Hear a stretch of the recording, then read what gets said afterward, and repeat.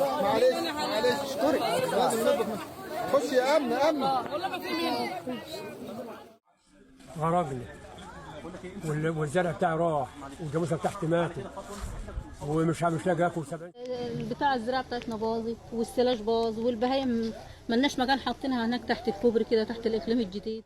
اللي حصل النهاردة في المنوفية بعد ارتفاع منسوب نهر النيل، المية غمرت أراضي طرح النهر في قرى كتير، والأهالي صحيوا من النوم لقيوا المية داخلة على البيوت والأراضي الزراعية، وفي ناس اضطرت تطلع فوق السطوح وفي ناس تنقلت بالمراكب الصغيرة علشان تلحق نفسها. كنا اشترينا حتة بره وبنيناها بس ما فيش.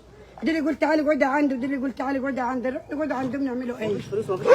ما لا في فلوس والله انا شاريه الجراد ده قاعده علي. والله انا كنت واخده واحد من مصر ومات الله يرحمها، اخواتي جابوني هنا بنوا لي هنا وقعدت هنا. هنعمله كان هنا القطه ترومي لي. والزراعة هناك اتأثرت بشكل كبير جدا، مساحات كبيرة من المحاصيل غرقت، والفلاحين اشتكوا ان الموسم كده ضاع عليهم. والصور والفيديوهات اللي خرجت بينت بيوت نصها مغمور بالمية والناس عمالة تنادي على فرق الإنقاذ.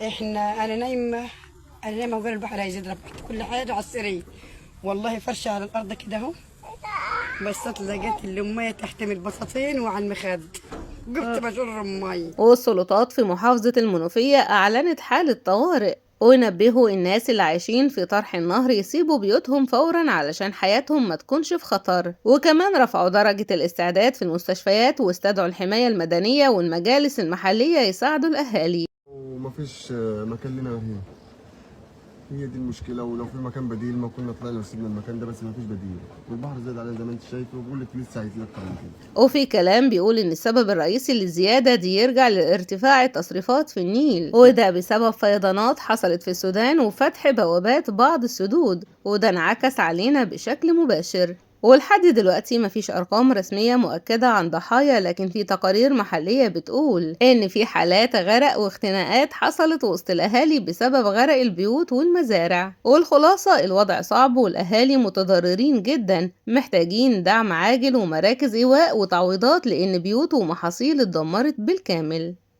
مش حاجه سياده الرئيس. سياده الرئيس انا مش لاقي الدقه دلوقتي وما بشتغلش و70 سنه وما بقبضش معاه وقاعد فوق والبحر قدامي دلوقتي 3 اشهر 3 4 اشهر ومحدش يعرف. محدش يعرف دلوقتي يا سياده الرئيس. انا مغلاب.